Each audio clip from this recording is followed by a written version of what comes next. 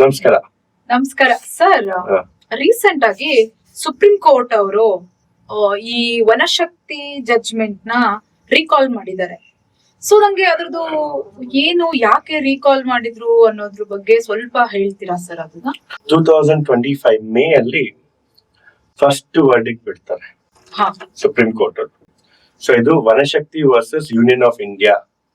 So ಈ cases Vanashakti versus Union of India ಅಂತ. So ಈ ಫಸ್ಟ್ ಜಡ್ಜ್ಮೆಂಟ್ಸ್ ಏನು ಅಂತ ತಿಳ್ಕೊಳ್ಳೋಣ. ಸೊ ಇದಕ್ಕೆ ಬ್ಯಾಕ್ ಗ್ರೌಂಡ್ ಇದೆ. 2017 ಒಂದು ನೋಟಿಫಿಕೇಶನ್ ಬಿಡ್ತಾರೆ. ಮತ್ತೆ ಅದೇ ತರ ನೋಟಿಫಿಕೇಶನ್ 2021 ಅಲ್ಲಿ ಯಾರು ಈ ನೋಟಿಫಿಕೇಶನ್ ಬಿಡೋದು?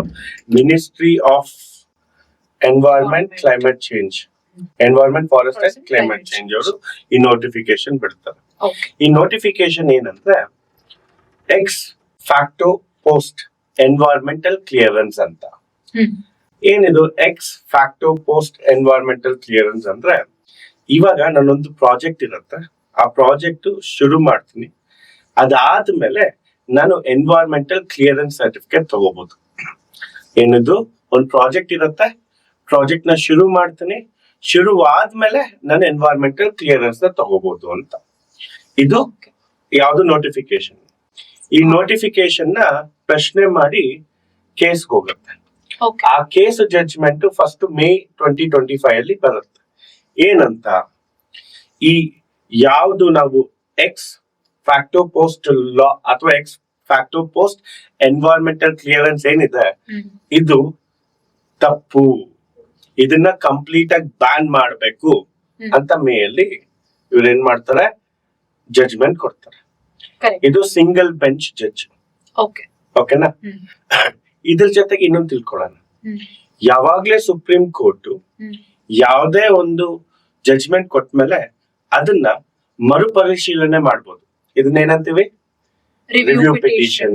ಆರ್ಟಿಕಲ್ ಯಾವ್ದು ಹೇಳಿ? 137. ಕರೆಕ್ಟ್. ಆರ್ಟಿಕಲ್ 137 ಕೆಳಗಡೆ ರಿವ್ಯೂ ಪಿಟಿಷನ್ ಅಂತ ಹಾಕೋಬಹುದು. ಸೊ ಅದೇ ತರ ರಿವ್ಯೂ ಪಿಟಿಷನ್ ಹಾಕ್ತಾರೆ. ಸೊ ಈ ರಿವ್ಯೂ ಪಿಟಿಷನ್ ಹಾಕ್ತಾರೆ. ಈಗ ನವೆಂಬರ್ ಅಲ್ಲಿ ಹೊಸ ಜಡ್ಜ್ಮೆಂಟ್ ಕೊಡ್ತಾರೆ. ಏನಿದು, ಯಾವಾಗ್ಲೇ ರಿವ್ಯೂ ಪಿಟಿಷನ್ ಆಗ್ಲಿ ಹಿಂದಿನ ಬೆಂಚ್ ಗಿಂತ ಜಾಸ್ತಿ ಮೆಂಬರ್ಸ್ ಇರ್ಬೇಕು. ಹಿಂದಿನ ಬೆಂಚ್ ಅಲ್ಲಿ ಎಷ್ಟು ಜನ ಇದ್ರು? Single bench. ಇವಾಗ ಎಷ್ಟು ಜನ ಆಗಿದ್ದಾರೆ? 5. 3 ಜನ ಬೆಂಚ್ ಆಗಿದ್ದಾರೆ ಅಲ್ವಾ? ಸೊ ಇದ್ರಲ್ಲಿ ಮೆಜಾರಿಟಿ ಎಷ್ಟು ಬೇಕು? 2. ಸೊ 2 ಮೆಜಾರಿಟಿ ತಗೊಂಡು ಇದನ್ನ ಈ ಜಡ್ಜ್ಮೆಂಟ್ ನ ಬಿಡುಗಡೆ ಮಾಡ್ತಾರೆ. ಏನಿದು ಜಡ್ಜ್ಮೆಂಟ್? ಹಿಂದೆ ಕೊಟ್ಟಿರುವಂತ ಜಡ್ಜ್ಮೆಂಟ್ ಏನು? X facto post environmental clearance ಈ ನೋಟಿಫಿಕೇಶನ್ ಕಂಪ್ಲೀಟ್ ಬ್ಯಾನ್ ಮಾಡಿತ್ತಲ್ವಾ, ಅದನ್ನ ಹಿಂಪಡೆದಿದೆ. ಅಂದ್ರೆ ಈಗ ಫಸ್ಟ್ ನಾವು ಪ್ರಾಜೆಕ್ಟ್ ನ ಸ್ಟಾರ್ಟ್ ಮಾಡಬಹುದು, ಮತ್ತೆ ಕ್ಲಿಯರೆನ್ಸ್ ತಗೋಬಹುದು. ಆದ್ರೆ ಈ ಜಡ್ಜ್ಮೆಂಟ್ ಫುಲ್ ಆನ್ ಇದಕ್ಕೆ ಅಂತ ಕೊಟ್ಟಿಲ್ಲ. ಯಾಕೆ ಫುಲ್ ಆನ್ ಕಂಪ್ಲೀಟ್ ಫ್ರೀಡಮ್ ಕೊಟ್ಟಿಲ್ಲ? ಯಾಕೆಂದ್ರೆ ಎನ್ವೈರನ್ಮೆಂಟಲ್ ಪ್ರಾಬ್ಲಮ್ಸ್ ಆಗುತ್ತೆ ಅಂತ ಹೇಳ್ಬಿಟ್ಟು ಬ್ಯಾಲೆನ್ಸ್ ಮಾಡ್ಬೇಕು ಅಂತ ಇವನ್ನೇನ್ ಹೇಳ್ತಾರೆ, ಕಂಪ್ಲೀಟ್ ಆಗಿ ಫ್ರೀಡಮ್ ಕೊಟ್ಟಿಲ್ಲ.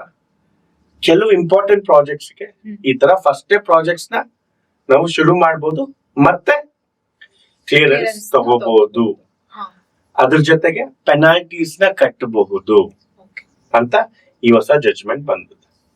ಓಕೆ ಅಲ್ವಾ? ಈ ಹೊಸ ಜಡ್ಜ್ಮೆಂಟ್ ಬಂದಿರೋದ್ರಿಂದ ಎನ್ವೈರನ್ಮೆಂಟ್ ಗೆ ಈಗ ಏನಂತ ತಗೋಬಹುದು ನಾವು ಅಂತಂದ್ರೆ, ಎನ್ವೈರನ್ಮೆಂಟ್ ವರ್ಸಸ್ ಡೆವಲಪ್ಮೆಂಟ್ ಅಂತ ತಗೋಬಹುದು. ಬಟ್ ಇಲ್ಲಿ ಫಾರ್ ಎಕ್ಸಾಂಪಲ್ ನಾನೊಂದು ಹೇಳ್ತೀನಿ. ಇವಾಗ ನಮ್ಗೆ ಗೊತ್ತಿರೋದನ್ನೇ ಎಕ್ಸಾಂಪಲ್ ತಗೋಣ, ಎತ್ತಿನ ಹೊಳೆ ಪ್ರಾಜೆಕ್ಟ್. ಇದ್ರದ್ದು ಕೂಡ ಈಗ ಪರಿಸರವಾದಿಗಳು ಅದನ್ನ ಮಾಡಬಾರ್ದು ಅಂತ ಹೇಳ್ತಿದ್ದಾರೆ. ಸೊ ನಾಳೆ ಹೀಗೇನೆ ಎಲ್ಲಾ ಪ್ರಾಜೆಕ್ಟ್ಸ್ ಗಳಿಗೂ ಈ ತರ ನಾವು ಸ್ಟಾರ್ಟ್ ಮಾಡ್ಬಿಟ್ಟು ನೆಕ್ಸ್ಟ್ ಈಗ ಸಾರ್ವಜನಿಕರ ಹಿತಾಸಕ್ತಿ ಹಾಗೆ ಹೀಗೆ ಅಂತ ಹೇಳ್ಬಿಟ್ಟು ಸ್ಟಾರ್ಟ್ ಮಾಡಿರೋರು ಕ್ಲಿಯರೆನ್ಸ್ ಸರ್ಟಿಫಿಕೇಟ್ ಕೇಳಿದ್ರೆ ಅದರಿಂದ ಎನ್ವೈರನ್ಮೆಂಟ್ ತೊಂದರೆ ಜಾಸ್ತಿ ಆಗೋದಿಲ್ವಾ ಸರ್? ನಿಮ್ ಪ್ರಶ್ನೆ ತುಂಬಾ ಚೆನ್ನಾಗಿದೆ. ಪರಿಸರ ಮತ್ತು ಅಭಿವೃದ್ಧಿ ಇದು ಯಾವಾಗ್ಲೇ ಇದ್ರು ಒಂದು ಕಾನ್ಫ್ಲಿಕ್ಟ್ ಅಲ್ಲೇ ಇರುತ್ತೆ. ಪರಿಸರನ ಅಭಿವೃದ್ಧಿನ ಅಂತ ನೀವ್ ಹೇಳಿದ್ ಕರೆಕ್ಟ್. ಈಗ ಎತ್ತಿನ ಹೊಳೆದಕ್ಕೆ ನಾವ್ ಎನ್ವೈರನ್ಮೆಂಟಲ್ ಕ್ಲಿಯರೆನ್ಸ್ ತಗೋಬೇಕು ಸರ್ ಅಂತ ಹೇಳ್ತೀರಾ. ಯಾಕೆಂದ್ರೆ ಅಲ್ಲಿ ಸೊ ಎಷ್ಟೊಂದು ಫಾರೆಸ್ಟ್ ವನ್ಯಜೀವಿಗಳ ಸೊ ಹಾಳಾಗೋ ಚಾನ್ಸಸ್ ಇರುತ್ತೆ. ಅದನ್ನೆಲ್ಲ ನೋಡ್ಕೊಂಡು ನಾವು ಎತ್ತಿನೊಳೆ ಮಾಡ್ಬೇಕು ಅಂತ ಹೇಳ್ತೀರಾ. ಬಟ್ ಇನ್ನೊಂದ್ ತರ ನೋಡೋಣ, ಈ ಗವರ್ಮೆಂಟ್ ಅಲ್ಲಿ ಕೆಲವು ಪ್ರಾಜೆಕ್ಟ್ಸ್ ಇರುತ್ತೆ, ಇನ್ಫ್ರಾಸ್ಟ್ರಕ್ಚರ್ ಪ್ರಾಜೆಕ್ಟ್ಸ್, ಈ ರೋಡ್ ವೇಸ್ ಇರ್ಬೋದು, ರೈಲ್ವೇಸ್ ಇರ್ಬೋದು, ಟ್ರಾನ್ಸ್ಪೋರ್ಟೇಶನ್, ಹೌದು ಇದೆಲ್ಲ ಪ್ರಾಜೆಕ್ಟ್ಸ್ ನಮ್ಮ ಬೆಳವಣಿಗೆಗೆ, ಡೆವಲಪ್ಮೆಂಟ್ ಗೆ ತುಂಬಾ ಅಗತ್ಯವಾದ ಪ್ರಾಜೆಕ್ಟ್ಸ್. ಕರೆಕ್ಟ್. ಓಕೆನಾ? ಸೊ ಇದಕ್ಕೆ ಗವರ್ಮೆಂಟ್ ಏನ್ ಮಾಡ್ತಾರೆ, ತುಂಬಾ ಲೋನ್ ತಗೊಂಡಿರ್ತಾರೆ, ಅಥವಾ ಕಾಂಟ್ರಾಕ್ಟರ್ಸ್ PPP ಮಾಡೆಲ್ ಅಲ್ಲಿ ಹೋದಾಗ ಕಾಂಟ್ರಾಕ್ಟರ್ಸ್ ಕೂಡ ಲೋನ್ ತಗೊಂಡಿರ್ತಾರೆ ತುಂಬಾ ಜಾಸ್ತಿ, 1,000 ಕೋಟಿ 2,000 ಕೋಟಿ. ಅದೇ ಕಾಂಟ್ರಾಕ್ಟರ್ಸ್ ತಗೊಂಡಿದ್ರೆ ಪರವಾಗಿಲ್ಲ. ಗವರ್ಮೆಂಟ್ ಈ ಪ್ರಾಜೆಕ್ಟ್ ಮಾಡ್ತಿದ್ದಾಗ ಇದು ಯಾರ್ ದುಡ್ಡು ಆಗತ್ತೆ? 1,000 ಕೋಟಿ ಎಕ್ಸ್ಚೆಕರ್ಸ್ ಮನಿ. ನಮ್ದೇ ಎಕ್ಸ್ಚೆಕರ್ಸ್ ಮನಿ ನಾವು ಒಂದು ಇನ್ಫ್ರಾಸ್ಟ್ರಕ್ಚರ್ ಪ್ರಾಜೆಕ್ಟ್ ಅಲ್ಲಿ ಇನ್ವೆಸ್ಟ್ ಮಾಡ್ಬಿಟ್ಟು ಕ್ಲಿಯರೆನ್ಸ್ ಸಿಗೋದಕ್ಕೆ ಲೇಟ್ ಆಯ್ತು ಅಂದ್ರೆ ನಮ್ಮ ಎಕ್ಸ್ಚೆಕರ್ಸ್ ಮನಿ, ಟ್ಯಾಕ್ಸ್ ಗಳಿಂದ ಕಟ್ಟಿರುವಂತ ದುಡ್ಡು ವೇಸ್ಟ್ ಆಗಲ್ವಾ? ಕರೆಕ್ಟ್, ನೀವ್ ಹೇಳಿದ್ ಕರೆಕ್ಟೇ. ಬಟ್ ಇರುವಂತಹ ಪರಿಸರವನ್ನು ಈಗ ಫಾರ್ ಎಕ್ಸಾಂಪಲ್ ಈಗ ರೀಸೆಂಟ್ ಆಗಿ ಜಡ್ಜ್ಮೆಂಟ್, ವನಶಕ್ತಿ ಜಡ್ಜ್ಮೆಂಟ್ ಕೂಡ, ವನಶಕ್ತಿ ಅನ್ನೋದು ಒಂದು NGO. ಅದು ನಿಮ್ಗೆ ಗೊತ್ತೇ ಇದ್ದಂಗೆ ಅರೆ ಫಾರೆಸ್ಟ್ ಈಗ ಮೆಟ್ರೋ ಫೇಸ್ 3 ಮುಂಬೈಯಲ್ಲಿ ಆದಂತಹ ಒಂದು ಕಲಹದಿಂದಾಗಿ ಈ ಜಡ್ಜ್ಮೆಂಟ್ ಬಂದಿತ್ತು. ಬಟ್ ಈಗ ವಾಪಸ್ ತಗೊಂಡಿರೋದ್ರಿಂದ ಈ ಲಾ ಮತ್ತೆ ಮಿಸ್ಯೂಸ್ ಆಗೋದಿಲ್ವಾ? ಅದಕ್ಕೆ ಇದು ಕಂಪ್ಲೀಟ್ ಆಗಿ ನೀವು ಜಡ್ಜ್ಮೆಂಟ್ಸ್ ಅರ್ಥ ಮಾಡ್ಕೊಳ್ಳೋಣ. ಇದ್ರಲ್ಲಿ 3 ಜನ ಜಡ್ಜಸ್ ಕೊಡ್ತಿದ್ರು ಬೆಂಚ್ ಅಲ್ಲಿ. ಅದ್ರಲ್ಲಿ ಇಬ್ಬರು ಏನ್ ಹೇಳ್ತಾರೆ, ಇದನ್ನ ಹಿಂತೆಗಿಯೋಣ, ಕಂಪ್ಲೀಟ್ ಬ್ಯಾನ್ ಅಂತ ನಾವೇನ್ ಹಾಕಿದ್ವಿ ಅದನ್ನ ಹಿಂತೆಗಿಯೋಣ ಅಂತ. ಇನ್ನೊಬ್ರು ಜಡ್ಜ್ ಏನ್ ಹೇಳ್ತಾರೆ, ಬೇಡ, ಇದರಿಂದ ನೀವೇನ್ ಹೇಳಿದ್ರು ಅದೇ ಹೇಳ್ತಾರೆ. ಸೊ ಏನು ಎನ್ವೈರನ್ಮೆಂಟಲ್ ಲಾಸ್ ನ ಮಿಸ್ಯೂಸ್ ಮಾಡ್ಕೊಂತಾರೆ ಅಂತ. ಸೊ ಇಲ್ಲಿ ಏನ್ ಮಾಡ್ತಾ ಇದ್ವಿ, ಬೇರೆ ಜಡ್ಜಸ್ ಡಿಸ್ಕಷನ್ ಎಲ್ಲ ಮುಗಿದ್ಮೇಲೆ ಯಾರ್ಯಾರು ಎನ್ವೈರನ್ಮೆಂಟ್ ಅನ್ನ ಬೇಕು ಅಂತ ಮಿಸ್ಯೂಸ್ ಮಾಡ್ಕೊಂತಿದಾರೋ ಅಂತವ್ರಿಗೆ ಒಂದು ಹೊಸ ಕ್ಲಾಸ್ ಆಡ್ ಮಾಡಿದ್ದಾರೆ. ಏನದು? ಬೇಕು ಅಂತ ಮಿಸ್ ಮಾಡ್ಕೊಂಡಿರೋರ್ಗೆ ಪನಿಷ್ಮೆಂಟ್ ಕೊಡೋ ತರ, ಫೈನ್ ಹಾಕೋ ತರ. ಸೊ ಈ ಪನಿಷ್ಮೆಂಟ್ ಫೈನ್ ಏನಾಗುತ್ತೆ, ಡಿಟರೆನ್ಸ್ ಆಗುತ್ತೆ. ಬೇಕು ಅಂತ ಯಾರು ಎನ್ವೈರನ್ಮೆಂಟಲ್ ವೈಲೇಷನ್ ಮಾಡಕ್ ಆಗಲ್ಲ. ಹಾಗಂತ ಡೆವಲಪ್ಮೆಂಟ್ ಪ್ರಾಜೆಕ್ಟ್ಸ್ ನ ಕೂಡ ನಾವು ತಡೆಯಕ್ಕಾಗಲ್ಲ. ಸಮತೋಲನ ತರಬೇಕು, ಪರಿಸರ ಮತ್ತು ಅಭಿವೃದ್ಧಿ ಮಧ್ಯದಲ್ಲಿ ಸಮತೋಲನ ತರಬೇಕು ಅಂತಾನೆ ಈ ಹೊಸ ಜಡ್ಜ್ಮೆಂಟ್. ಓಕೆ, ಈ ತರ ಇದ್ರೆ ಪರವಾಗಿಲ್ಲ. ಬಟ್ ಇದರಿಂದ ನಮ್ದು ಎಕ್ಸಾಮ್ ಪಾಯಿಂಟ್ ಆಫ್ ವ್ಯೂ ಯಾವ ತರ ಕ್ವಶನ್ಸ್ ಬರಬಹುದು? ಫಾರ್ ಎಕ್ಸಾಂಪಲ್ PSI ಅಲ್ಲಿ, KPSC ಅಥವಾ UPSC ಅಲ್ಲಿ ಇದು ಓವರ್ ಆಲ್ ವ್ಯೂ ಆಯ್ತು. ಈಗ ಎಕ್ಸಾಮ್ ಪಾಯಿಂಟ್ ಆಫ್ ವ್ಯೂ ಸ್ವಲ್ಪ ಹೇಳಿದ್ರೆ, ಎಲ್ಲಿಂದ ಎಕ್ಸಾಂಪಲ್ ನಾವ್ ಎಲ್ಲೆಲ್ಲಿ ಕೊಡಬಹುದು ಈ ಒಂದು ಎಕ್ಸಾಮ್? ಇದನ್ನ ಕರೆಕ್ಟ್ ಆಗಿ ಕೇಳಿದ್ರಿ ಕ್ವಶನ್. ಯಾಕಂದ್ರೆ ನೀವು ಗೊತ್ತಿರೋದಕ್ಕೆ ಕೇಳಿರ್ತೀರ, KS PYQ ಅಲ್ಲಿ ಎನ್ವೈರನ್ಮೆಂಟಲ್ ಒಂದು ಲಾ ಕೊಟ್ಟಿದ್ರು. ಸೊ ಇದು ಯಾವ್ದಕ್ಕೆ ರಿಲೇಟೆಡ್ ಅಂತ ಕೇಳ್ತಾರೆ. ಇವಾಗ ಅವರು ಹೇಳ್ತಾರೆ ವನಶಕ್ತಿ ಜಡ್ಜ್ಮೆಂಟ್ ಅಥವಾ Vanashakti versus Union of India related to which of the following sectors: environment, child labour, women harassment, then constitutional reforms. ಈ ತರ ಕೊಡ್ಬೋದು. ಅವಾಗ ಆನ್ಸರ್ ಏನಾಗುತ್ತೆ? ಎನ್ವೈರನ್ಮೆಂಟ್ ಆಗುತ್ತೆ. ಇದೊಂದು.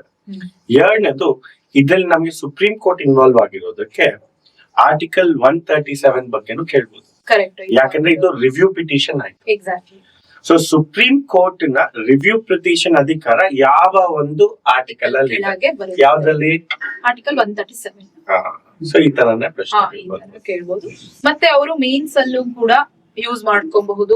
ಮೇನ್ಸ್ ಅಲ್ಲಿ ತುಂಬಾ ಚೆನ್ನಾಗಿ ಹೇಳಿದ್ರಿ. ಇದೇ ಎಕ್ಸಾಂಪಲ್ ನ ಕೋಟ್ ಮಾಡಿ ಎನ್ವೈರನ್ಮೆಂಟಲ್ ವರ್ಸಸ್ ಡೆವಲಪ್ಮೆಂಟ್ ಎಷ್ಟ್ ಚೆನ್ನಾಗಿ ಬ್ಯಾಲೆನ್ಸ್ ಮಾಡುದು ಸುಪ್ರೀಂ ಕೋರ್ಟ್ ಅಂತ SAL ಬರಿಬಹುದು.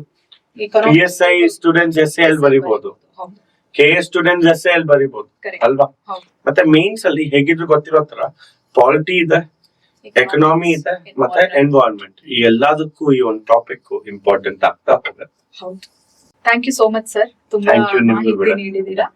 ಸೊ ಇದೇ ತರ ತುಂಬಾ ಬೇರೆ ಬೇರೆ ಮಾಹಿತಿಗಳನ್ನ ತಗೊಂಡ್ಬಂದು ಈ ತರ ವಿಡಿಯೋಸ್ ಮಾಡಿ, ಸೊ ಆದಷ್ಟು ಮಾಹಿತಿನ ಸ್ಟೂಡೆಂಟ್ಸ್ ಗೆ ಹಂಚೋಣ.